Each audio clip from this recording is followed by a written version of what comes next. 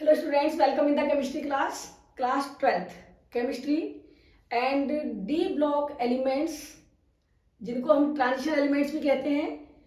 इस सीरीज में हम दे चुके हैं वीडियो 3 और प्रॉपर्टीज ऑफ ट्रांजिशन एलिमेंट्स के कंटिन्यूएशन में आज हम स्टडी करेंगे इन 4 प्रॉपर्टीज को: paramagnetic character, colour ion formation, alloy formation, interstitial compound formation and edge catalyst। पिछले वीडियोस को देख सकते हैं मेरे channel chemistry by GRG ma'am. चलिए स्टडी करते हैं paramagnetic character. It is related to magnetic character of the substances. So there are many substances regarding their property towards the magnetic field. The substances or elements which are attracted by the external magnetic field are known as the paramagnetic. On the other hand, the elements or substances which are repelled by the magnetic field are known as the diamagnetic. इसके अतिरिक्त some elements or some compounds are there which are very strongly attracted by the magnet and these are known as the ferromagnetic. क्या है इनका reason? It is due to the presence of number of unpaired electrons. क्योंकि transition elements में outer orbits में unpaired electron है और जो कि कम ज्यादा वेरिएबल है, तो most of the transition elements are paramagnetic in nature. क्यों है ये paramagnetic character? Magnetic character 2 motions के कारण होता है। Number 1 orbital motion and second one is the spin motion.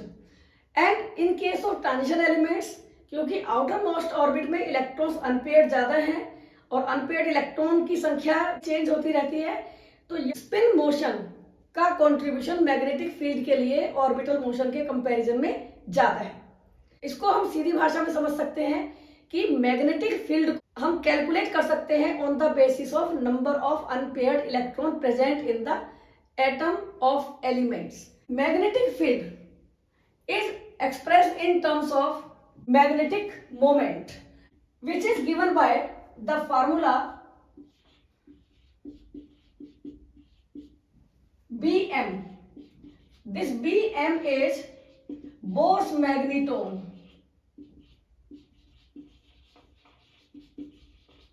So unit of magnetic moment is Bohr's magneton, and this Bohr's magneton 1 Bm is calculated by the formula Eh upon 4 pi mc, and that is equal to 8.27 10 to the power minus 24 am square.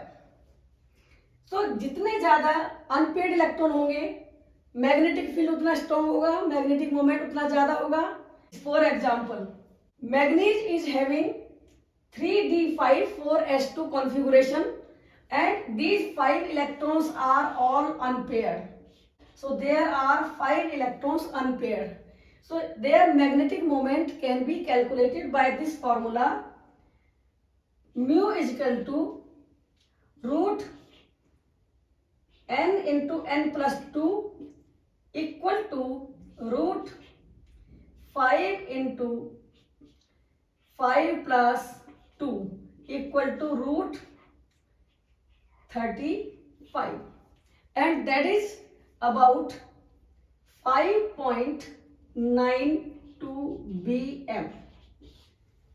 So जितने electron unpaired होंगे उसके base पर हम किसी भी transition element की atomic state में कितना मैग्नेटिक मोमेंट हो सकता है कैलकुलेट कर सकते हैं। For example Fe+2, there are present 3d6, it is having 4 unpaired electron, so इसका मैग्नेटिक मोमेंट होगा 4 into 4 plus 2 equal to 4 into 6 root, और ये आएगा आपका 4.92 bm के आसपास। तो आप ये चेक कर सकते हैं इसको 1 by 1 कितने भी एलिमेंट्स के लिए इनको अब कैलकुलेट कर सकते हैं। अब इससे रिलेटेड कुछ क्वेश्चंस हम यहाँ डिस्कस कर सकते हैं. For example, zinc, cadmium, Hg are diamagnetic because 3d10, 4d10, 5d10, these are having the configuration d10. It means there is no unpaired electrons, so all of these are diamagnetic. Second question may also be scandium plus 3 is diamagnetic. Scandium plus 3 क्योंकि इसके पास है electron 3p6, 3d1, 4s2. तो scandium plus 3 there is no unpaired electron, so it is also diamagnetic. अब Fe plus 2 and Fe plus 3, which is more paramagnetic? Fe plus 2 is having 3d6, but in case of Fe plus 3 it is having 3d5. So 3d6 means in 6d orbitals electrons are filled as only 4 electron unpaired. Fe plus 3 के case में number of unpaired electrons are 5 electron unpaired. So Fe plus 3 is more paramagnetic than Fe plus 2. One more question may be, which ionic state of manganese is most paramagnetic?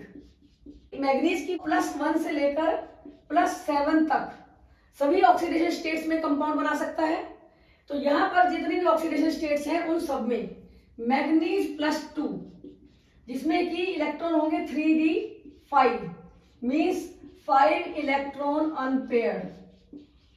Mn+2 state में सबसे ज्यादा unpaired electron होंगे, so it is most paramagnetic. Next property we will discuss, that is the color ion formation. Transition elements in their salts, either in solid state as well as in aqueous solution, mostly these are colored. कोई ना कोई colour transition metals के salt का है और ये dry state में भी हो सकता है और एक्वस सॉल्यूशन में भी होता है. कॉपर सल्फेट का कलर है ब्लू, फेरस सल्फेट है लाइट ग्रीन, निकेल के सॉल्ट ग्रीन.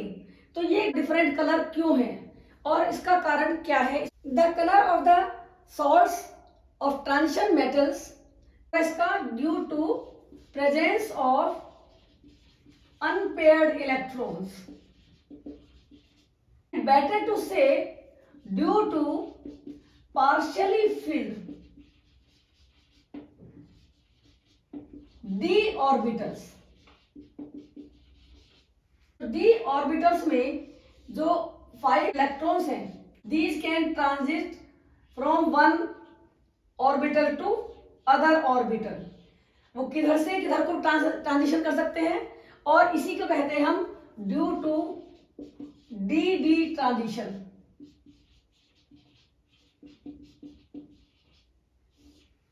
ये dd ट्रांजिशन होता क्यों है, इसको समझने के लिए हमें समझना पड़ेगा crystal field theory. d orbitals which are 5 in number, in transition metals the d orbitals are degenerate in nature.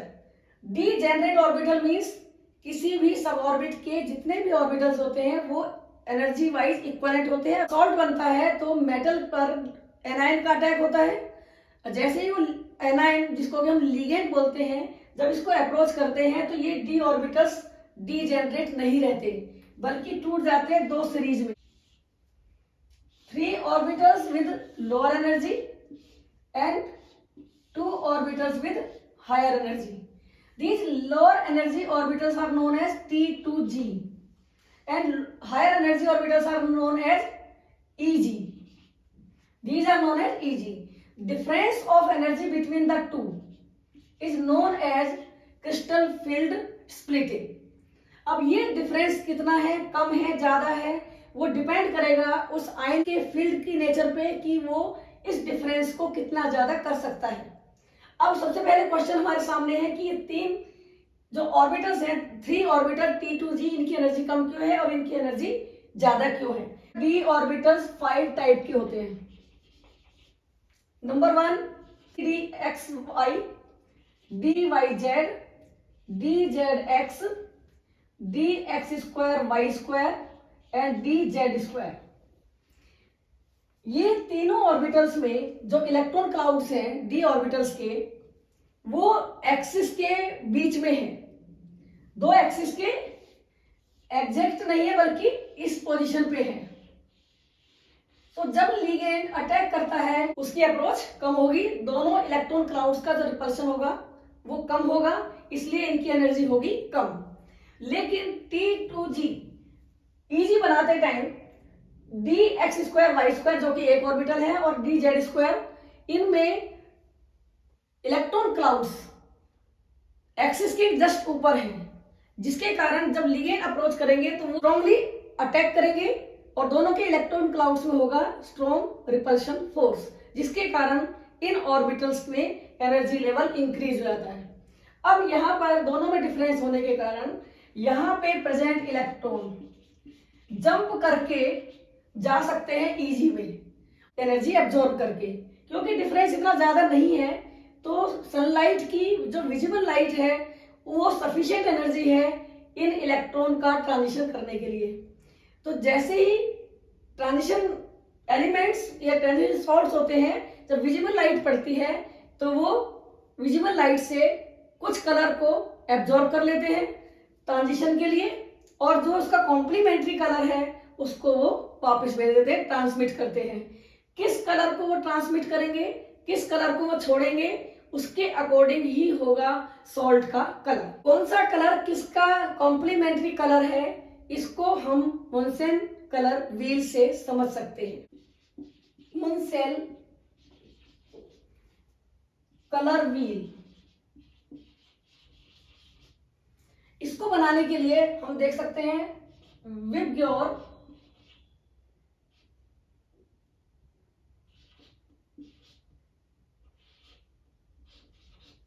Violet जो है वो येलो के साथ पेयर बनाता है, ब्लू बनाता है ऑरेंज के साथ, और ग्रीन बनाता है रेड के साथ। तो इस तरीके से दो कलर्स हैं जो एक दूसरे के कॉम्प्लीमेंट्री होंगे। वी के साथ वाई, ब्लू के साथ में ऑरेंज, ग्रीन के साथ red. For example copper plus, copper sulphate blue colour में है, ये एब्जॉर्ब करता है रेड लाइट को, इसलिए इसके अंदर जो ट्रांसमिट की गई लाइट होगी वो होगी ब्लू कलर की और सॉल्ट में होगा ब्लू कलर। इसी तरीके से कोबाल्ट प्लस 2, इसके जो सॉल्ट है वो भी रेड लाइट को एब्जॉर्ब करते हैं विजिबल रीजन से ट्रांजिशन करने के लिए, और इनका कलर आता है blue. In case of hexahydrated titanium plus 3 ion, it has purple colour. Titanium is having in +3 condition 3d1, और ये इलेक्ट्रॉन आसानी से T2J से इजी में जब जंप करेगा, ये एब्जॉर्ब करता है yellow wavelength and transmits blue and red wavelength. तो दोनों का जो कॉम्बिनेशन है पर्पल कलर इस सॉल्ट में दिखाई देता है। कुछ एग्जांपल ऐसे हैं जैसे zinc +2 salt, Cd+2, Hg+2, all these are colourless, इसमें कोई कलर नहीं है। These are having no partially filled D orbitals, क्योंकि इनके पास कोई पार्शियली फिल्ड डी ऑर्बिटल्स नहीं है, या हम ये कह सकते हैं these have full filled D orbitals, so no D transition takes place, तो इनका कलर होगा कलरलेस। तो एक मेन पॉइंट ये है कि due to presence of partially filled D orbitals, transition metals के सॉल्ट्स का कलर होता है। अगर किसी के पास पार्शियली फिल्ड डी नहीं है तो डी डी ट्रांजिशन नहीं होगा और वहां पर कोई भी कलर नहीं होगा। Few more examples are scandium +3 is colourless, क्योंकि यहां पर है 3d0। So due to vacant d orbitals there is no d-d transition. So due to absence of partially filled d orbitals, scandium +3 salts are colorless. Ti+4 is also colorless. Titanium के पास होते हैं 3d2 4s2 plus 4 ion means 3d0। Again यहाँ पर कोई partially filled D orbitals नहीं है तो इसका कोई कलर नहीं होगा। Copper +1 and copper +2, copper +1 is colourless but it's copper +2 salts are blue. Copper +1 is having configuration 3d10 means fulfilled d orbitals, no partially filled d orbitals, or due to fulfilled d orbitals. In case of copper +2, it is having configuration 3d9. So copper +2 is having partially filled d orbitals, so there is dd electronic transition and so it is colored. Copper +1, silver +1, gold +1 ये भी colourless है। Conclusion ये होगा कि जिसके पास भी partially filled D है वो सब कलर्ड हैं, जिनके पास पार्शियली फिल्ड डी ऑर्बिटल्स नहीं है वो सब कलरलेस है। अलॉयज मीन्स 2 और मोर मेटल्स का होमोजेनस सॉलिड सॉल्यूशन, जो कि उन मेटल्स को पिघलाकर मेल्ट करके और फिर उनको कूल करके सॉलिडिफाई करने पे बनता है। So it is the homogeneous solid solution of 2 और मोर metals which can be obtained by melting these all metals together and then cooling. Brass and bronze ये हम कॉमनली जानते ही हैं। तो क्यों बनते हैं एलॉय फॉर्मेशन, क्यों होता है alloy formation? Transition elements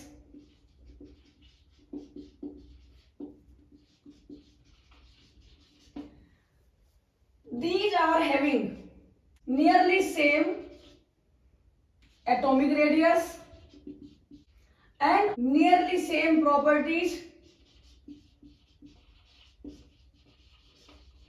So when these are mixed, these are melted together and solidified, the one metal can take place in the crystal lattice of the other metal without disturbing the packing arrangement. क्योंकि सभी का size करीब करीब एक सा है तो crystal lattice में कोई भी मेटल किसी भी मेटल की जगह ले सकता है। तो इस कंडीशन में जब हम मेटल्स को मेल्ट करके सॉलिडिफाई करते हैं तो वो एक होमोजेनस यूनिफॉर्म स्ट्रक्चर में स्मूथ नेचर का सॉलिड बनाते हैं, जिसको हम कहते हैं अलॉय। अलॉय फॉर्मेशन के एग्जाम्पल हैं ब्रास, ब्रॉन्ज, इनको हम बहुत कॉमनली जानते हैं, gun metal, bell metal etcetera. तो ब्रास कॉपर के साथ है जिंक और ब्रॉन्ज में कॉपर के साथ होता है टिन। तो इन एलिमेंट्स के साइज, इनके एटॉमिक रेडियस नियरली सेम होने के कारण ये एक दूसरे में मिक्स हो जाते हैं और होमोजेनस मिक्सचर बनाते हैं। Next property is interstitial compound. Transition metals form interstitial compounds. सबसे पहले हमें जानना होगा इंटरस्टिशियल साइट क्या है, जिसको कि हम वॉइड कहते हैं। तो मेटल्स के जो स्पेयर्स होते हैं, स्ट्रक्चर्स होते हैं, उनके पैकिंग अरेंजमेंट में जो ये वैकेंट स्पेस बचता है, इसको हम कहते हैं interstitial site. It is the interstitial site. So transition metals के एलिमेंट्स का साइज एप्रिशिएबली लार्ज है कि small atoms like carbon, hydrogen, nitrogen etcetera can easily fit in these interstitial site and form smooth uniform metal with rigid nature and high melting point. Example, stainless steel iron में mix किया जाता है carbon, जिसके कारण उसकी high melting point, smoothness, resistance to heat, resistance to corrosion, resistance to chemical reactions increase हो जाती है और उनकी हो जाती है रिजिड नेचर, आसानी से वो मोल्ड नहीं होते हैं। तो ये क्वालिटी को इंप्रूव करने के लिए बनाए जाते हैं interstitial compounds. One more property is the catalytic character of the transition elements. Most of the transition metals act as catalyst.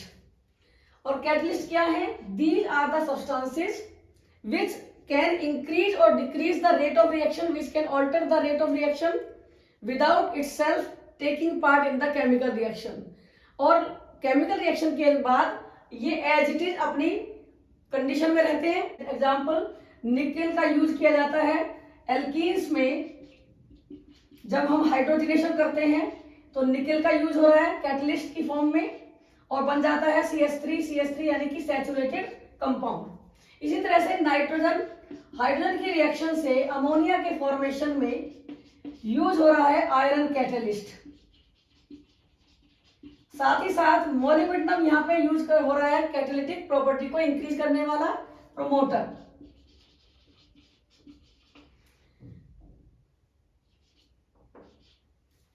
ये इंडिकेट करता है कि मोस्टली ट्रांजिशन मेटल्स कैटलिस्ट की तरह बिहेव करते हैं और इसका कारण है due to number 1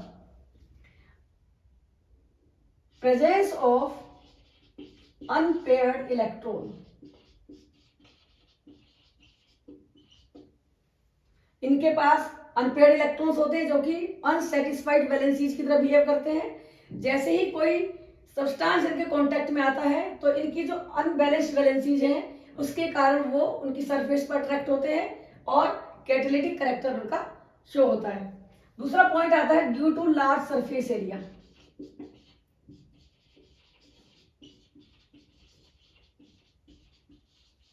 transition elements का लार्ज सरफेस एरिया उनके कैटालिटिक कैरेक्टर के लिए भी रेस्पॉन्सिबल है। Number 3, due to intermediate complex formation।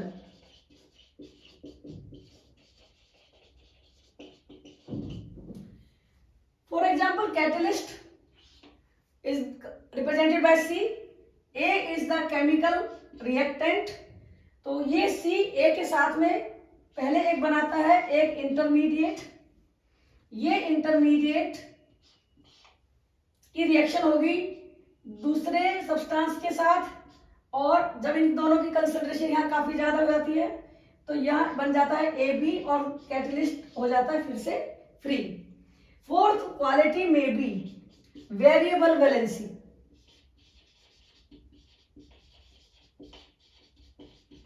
तो इन 4 रीजंस के कारण ट्रांजिशन एलिमेंट्स शो करते हैं कैटालिटिक कैरेक्टर और ये एक्ट करते हैं as catalyst.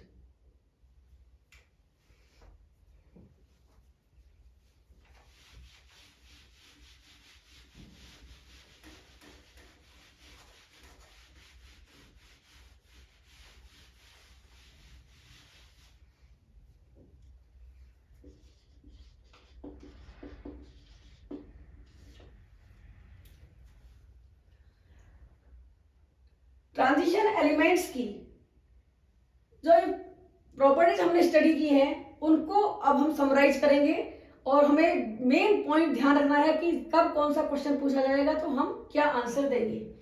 High melting point due to strong metallic bond due to number of unpaired electrons. Number 2, high atomization energy due to strong metallic bond,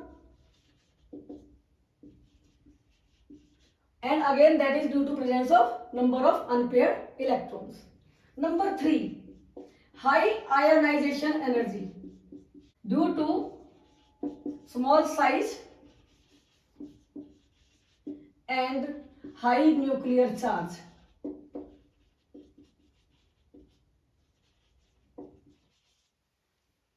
Number 4 question, these are paramagnetic.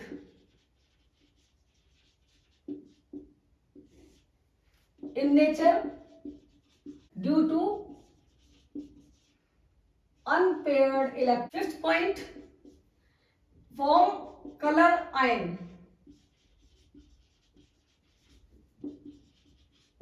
due to partially filled d orbitals and d electronic transition.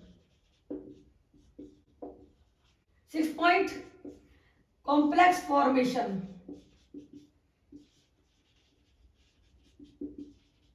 due to vacant orbitals. Vacant orbitals only D जरूरी नहीं है, D के बाद S P D next orbits के भी हो सकते हैं, तो इसका एक आंसर है ड्यू टू वैकेंट ऑर्बिटल्स. ये 7th पॉइंट है एज कैटलिस्ट, ये कैटलिस्ट की तरह बिहेव करते हैं. इसके रीजन है 3, unpaired electrons. Number 2, large surface area. Number 3, complex formation, intermediate formation. Intermediate formation. And 4th is variable valency. One more point is these show variable valency. और answer होगा because n-1d and ns orbitals